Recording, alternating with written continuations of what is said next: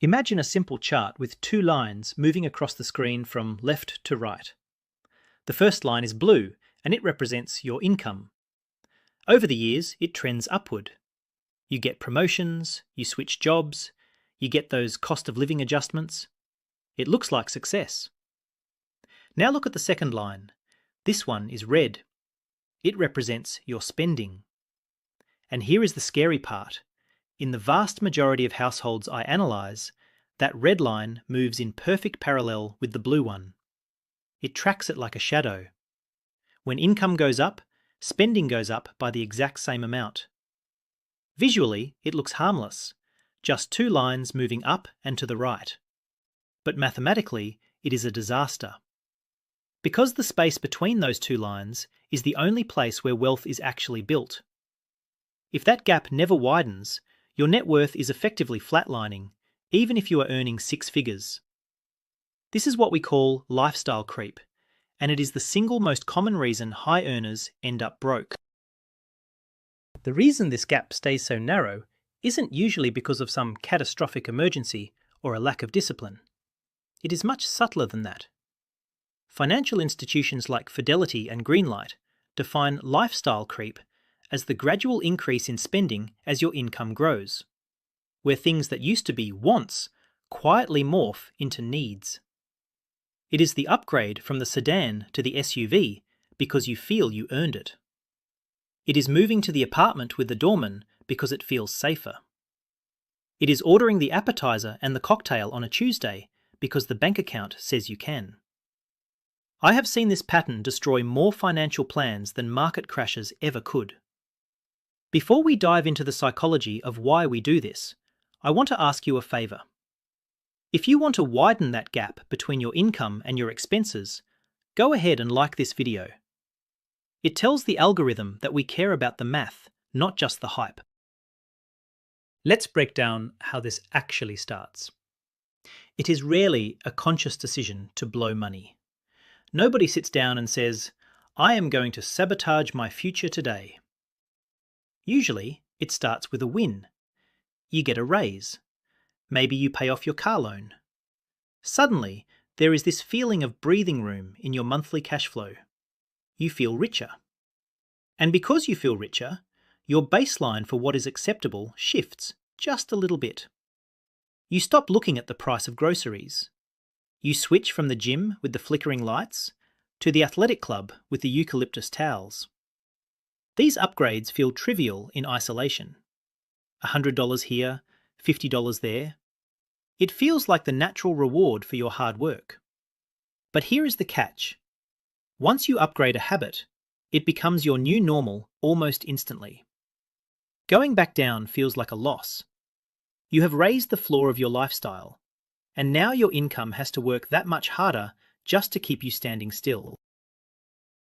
Let's look at the numbers, because the math doesn't care about how much you think you deserve those upgrades. Suppose your take-home pay jumps from $4,000 a month to $5,000 a month. That is a solid increase. In a perfect world, that extra $1,000 goes straight into the gap, the savings line. But with lifestyle creep, you unknowingly commit that $1,000 to recurring costs. Maybe rent goes up by $400. The car payment takes another $300. And subscriptions and dining eat the rest. The result is that your savings rate, the actual gap between the lines, remains exactly the same.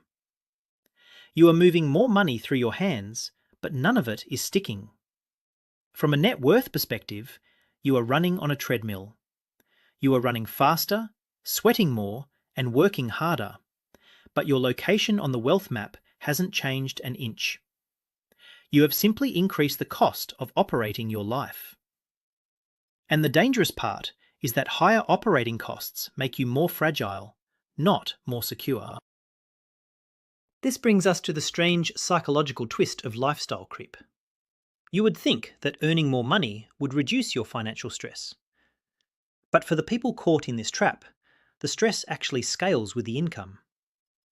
Greenlight notes that because these upgrades become the new baseline, you rarely feel richer. The extra income is silently absorbed into the background noise of everyday life.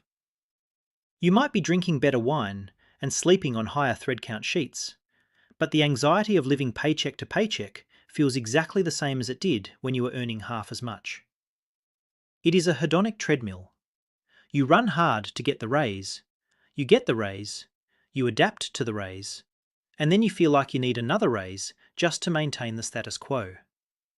It is an exhausting way to live, yet it is the default setting for millions of people. If you think I am exaggerating, just look at the macro data. A 2025 report from the Bank of America Institute found that roughly 24% of US households are effectively living paycheck to paycheck, spending more than 95% of their income on essentials and fixed obligations. And we aren't just talking about lower income households here. We see this parallel line phenomenon deep into the six-figure brackets. This creates a demographic of people who are high income, low net worth. They have the cash flow of a wealthy person, but the balance sheet of a broke person. They are one layoff, one medical emergency, or one bad business quarter away from total insolvency because they never widened the gap. They built a castle on a foundation of cash flow, assuming the money would never stop. But if that blue income line ever dips and the red spending line stays high, the gap turns negative instantly. That is when the math gets really ugly. Now, you might be thinking, Tom, I'm smart. I won't let my spending rise just because I earn more. But there is an external force working against you that is stronger than your willpower. Even if you don't care about luxury, you are likely participating in an invisible arms race that you didn't even sign up for. Research from UC Berkeley describes a cascading race in consumption. It turns out we don't decide what we need in a vacuum. We decide what we need based on what the people around us have. And right now, the people around you are probably spending money they don't have to impress people they don't know. If you try to opt out of this race without understanding the rules, you are going to lose. Let me show you how your neighbours are tricking you into being poor. We have all heard the phrase, keeping up with the Joneses. It sounds like a cliche from the 1950s, but the modern version is much more dangerous because of how visible consumption has become. In the past, you only knew what your immediate neighbours bought. Now, through social media, you are comparing your lifestyle to a curated highlight reel of everyone you have ever met. An analysis by ESRI found that in neighbourhoods with visible wealth gaps, lower income households tend to spend significantly more on visible goods, things like cars and clothes, just to signal status. It is a signalling mechanism. We feel a primal pressure not to be left behind by the tribe. So when your friend group starts upgrading to nicer hotels for the annual trip, or your colleagues start driving Teslas, your brain registers your current Honda Civic not as a sensible car, but as a social liability. You passively upgrade just to maintain your relative position in the hierarchy. Here is the critical flaw in that social comparison.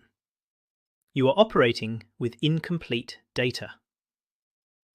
A review from Chicago Booth highlights a fascinating psychological blind spot. When we assess our own financial health, we look at our assets and our debts. But when we assess others, we only see their assets. We see the renovation, the vacation, the car. We do not see the credit card balance, the second mortgage, or the stress. You are comparing your backstage reality to their front stage performance.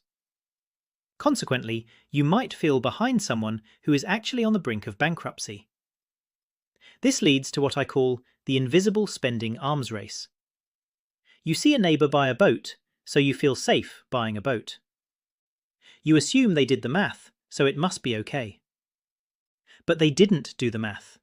They were copying the guy down the street. It is a chain reaction of financial irresponsibility, where everyone is looking at everyone else for permission to spend, and nobody is looking at the actual budget. This behaviour leads to a phenomenon sometimes called being hood rich, though it happens in suburbs and gated communities just as often.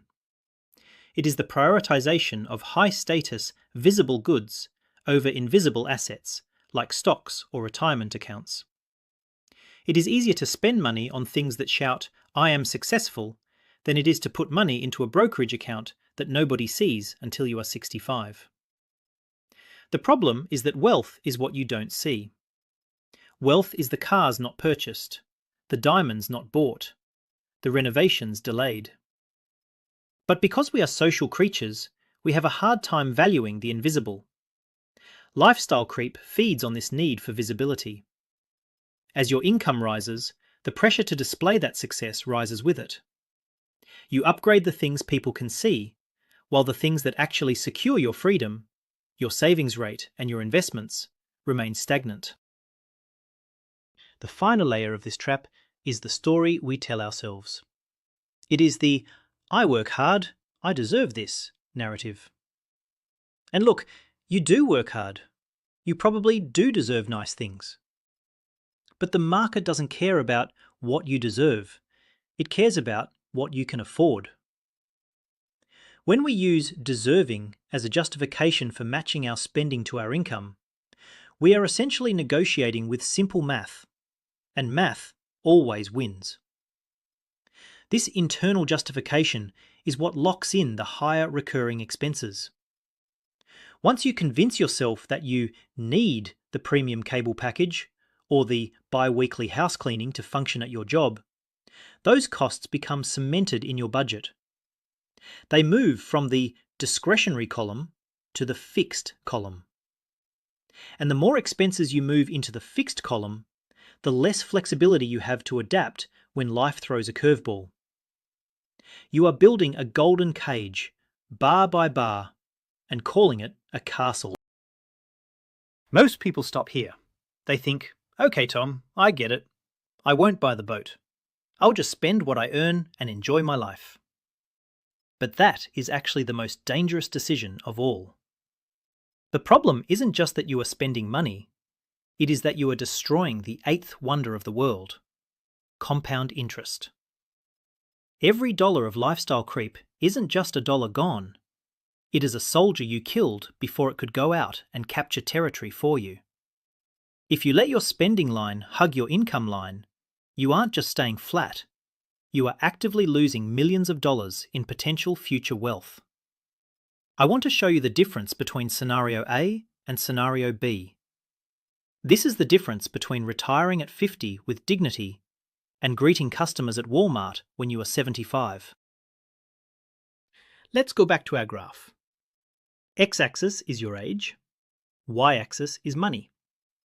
In scenario A, which represents lifestyle creep, your income starts at $30,000 and over a career rises to $60,000 or more. That looks great. But your spending starts at $28,000 and rises to $58,000 right alongside it. The gap, your savings, stays at a measly $2,000 a year the entire time. Because that gap never widens, you never get the benefit of leverage. You are saving linearly in an exponential world. After 40 years, you have saved $80,000 principal. Even with some interest, it is peanuts. You have lived a life of increasing luxury, better cars, better food, but you have zero financial independence. You are entirely dependent on that next paycheck to fuel the machine you built.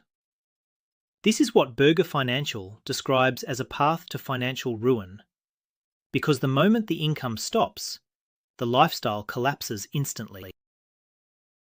Now look at scenario B. Income does the exact same thing. Starts at 30, goes to 60. But here, we control the red line. We let spending rise, but slower. Maybe it goes from $28,000 to $40,000 over those same years. You still get to upgrade your life. You still get nicer things. But look at the gap. It starts at $2,000 a year, but by the end, it is $20,000 a year. That shaded area between the lines, that is your freedom. That is money that goes into investments, compounding at 7 or 8%. In this scenario, you aren't just saving money, you are buying time. By the time you hit your peak earning years, your investment returns might be generating more cash than your salary.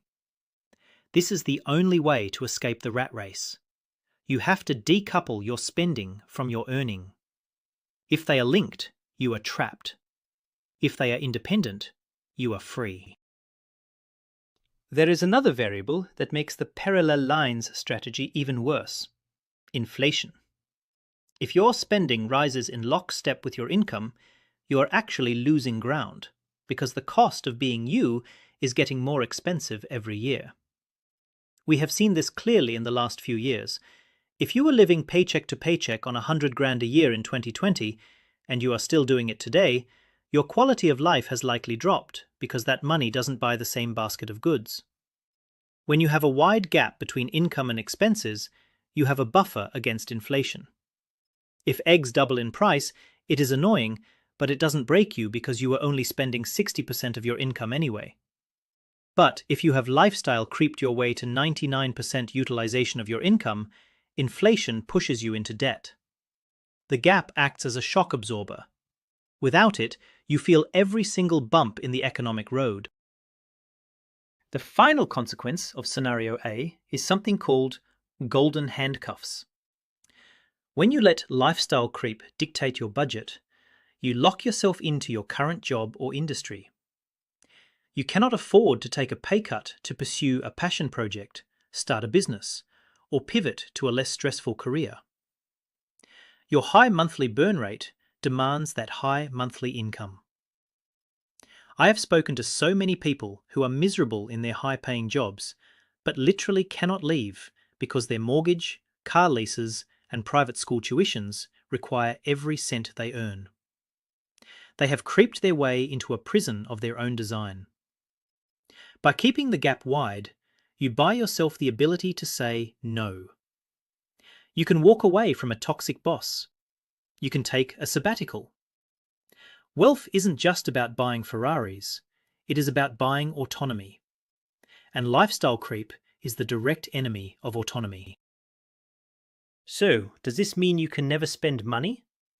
Does it mean you have to live like a college student until you are 80? Absolutely not. That is the other extreme, and it is just as miserable. This is where conventional wisdom usually tells you to cut every latte and never enjoy a nice dinner. I'm going to tell you the opposite. You should spend money. You should enjoy your raises.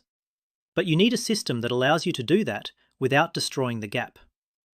We need to implement a protocol that protects you from yourself. It is not about willpower, it is about automation. Here is the specific rule I use to inoculate myself against lifestyle creep, while still enjoying the fruits of my labour. The most effective tool I have found to battle lifestyle creep is the 50% rule. It is incredibly simple. Whenever you get a raise, a bonus, or a new income stream, you immediately split it down the middle.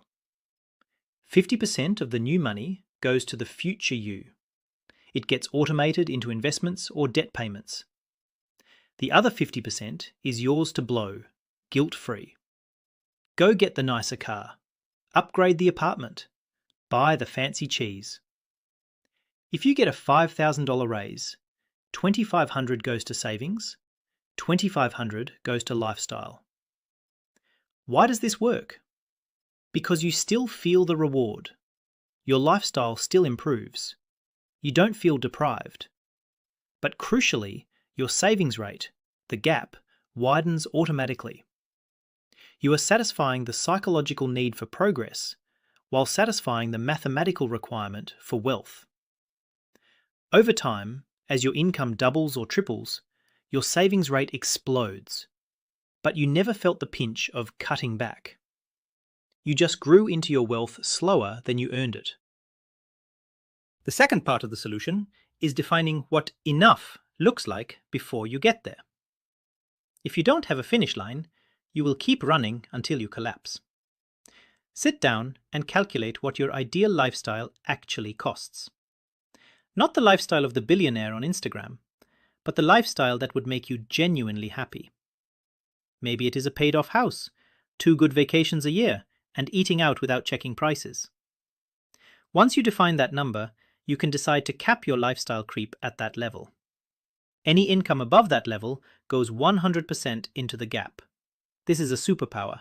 It stops the goalposts from moving. Most people move the goalposts every time they score. If you bolt the goalposts to the ground, you can actually win the game. You reach a point of saturation where more spending doesn't equal more happiness, and that is where your wealth building goes vertical. We have talked about automation before, but for lifestyle creep, it is non-negotiable. You cannot rely on making the right decision every month. You will fail. You will see a sale or have a bad day and spend the money. You need to automate the gap at the source. If possible, have your employer split your paycheck. Have the savings portion go to a completely different bank account that you do not have a debit card for. If you never see the money in your checking account, you cannot creep your lifestyle up to match it. You learn to live on what lands in your primary account. It is forced scarcity.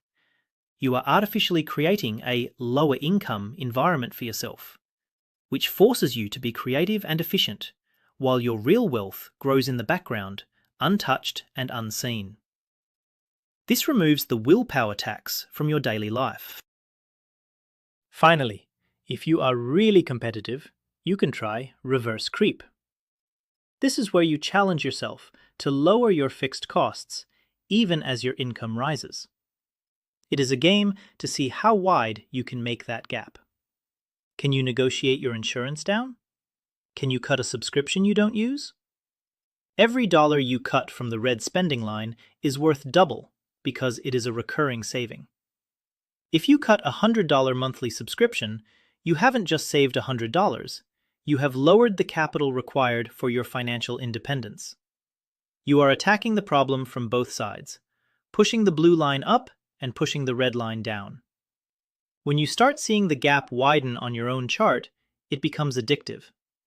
Watching your net worth grow becomes more satisfying than buying the consumer junk that used to drain it. Let's bring that chart back on screen one last time. Blue line, income. Red line, spending. Most people spend their entire lives trying to push the blue line higher. They get degrees, they work overtime, they hustle. And they ignore the red line completely. They let it drift up, tethered to their income by invisible strings of social pressure and habit. And at the end of the ride, they look back and wonder where all the money went. They made millions over a lifetime, but they kept none of it. Don't let that be you. The secret to wealth isn't how high the blue line goes. It is how wide you can pry those two lines apart. That empty white space on the chart, that is your peace of mind. That is your early retirement.